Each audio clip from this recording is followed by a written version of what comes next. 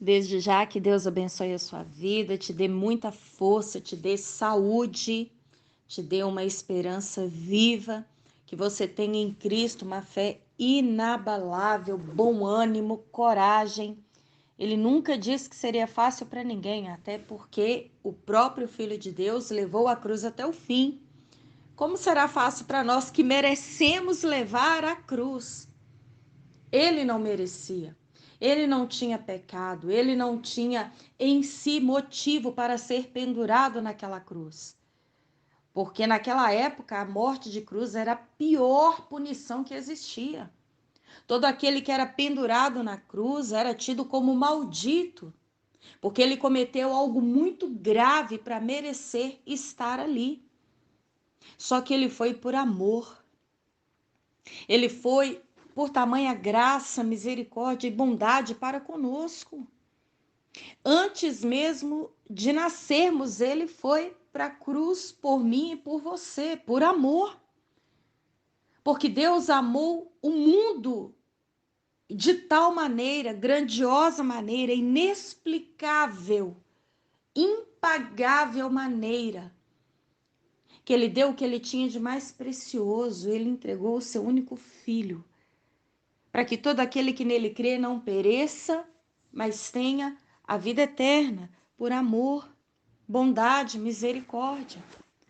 Não estamos de pé, não estamos vivos porque nós merecemos. Ah, se não fosse eu para trabalhar nessa casa, ah, que se não fosse o meu suor, se não fosse a minha força, se não fosse o meu salário, se não fosse a faculdade, se não fosse aquele dinheiro que eu ganhei. A gente não está de pé porque a gente é bom. Graças a Deus que a misericórdia dele se renova todas as manhãs. Essa é a causa de não sermos consumidos, está na palavra dele. Até porque se fôssemos tão bons assim, não sofreríamos, não passaríamos dores, aflições, não enfrentaríamos a morte.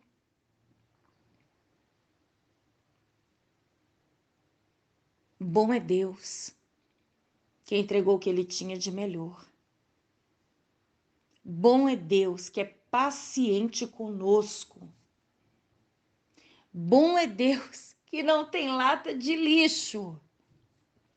Pelo contrário, ele pega aquilo que para muitos não tem mais recurso, não tem jeito, é como lixo, e transforma em luxo.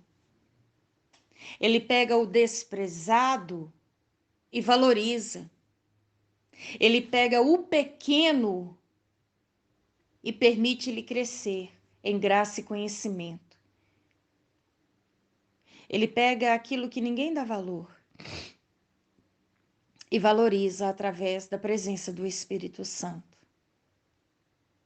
Tanto que quando aquela mulher adúltera foi levada até Cristo, qual foi o comentário dele? Diante dos justos, diante daqueles que já tinham nas mãos as maiores pedras, os religiosos conhecedores da lei? Quem entre vocês não tem pecado? Atira a primeira pedra. E quem foi o bom que mandou a primeira pedra? Quem foi o 100% santo? O religioso nota 1001, que lançou a primeira. O justo? O perfeito? Quem mandou a primeira?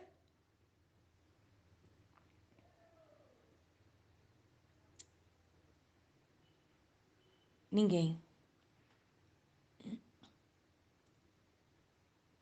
Ninguém tem poder de lançar pedra nenhuma.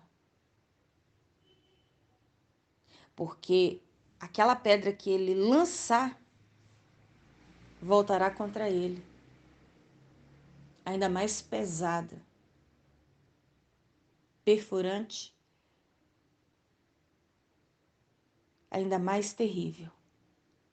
Porque na medida em que nós julgarmos, o Senhor diz que nós seremos julgados. Se perdoarmos o próximo, seremos perdoados por Deus, mas se não formos perdoadores, Deus também não nos perdoará. Às vezes a gente se sente tão justo, tão certo, tão nada. A palavra de Deus fala que as nossas justiças diante de Deus são como trapo de imundície. E essa comparação ela é tão terrível porque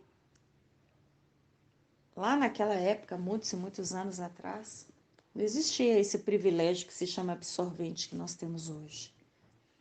Então as mulheres usavam panos para, de alguma forma, conter o fluxo menstrual.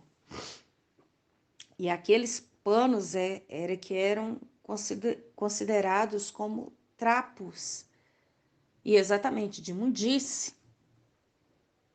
Imagina a situação, o mau cheiro. Essas são as nossas justiças diante de Deus. Eu não vou ser doida de mandar a primeira pedra, não.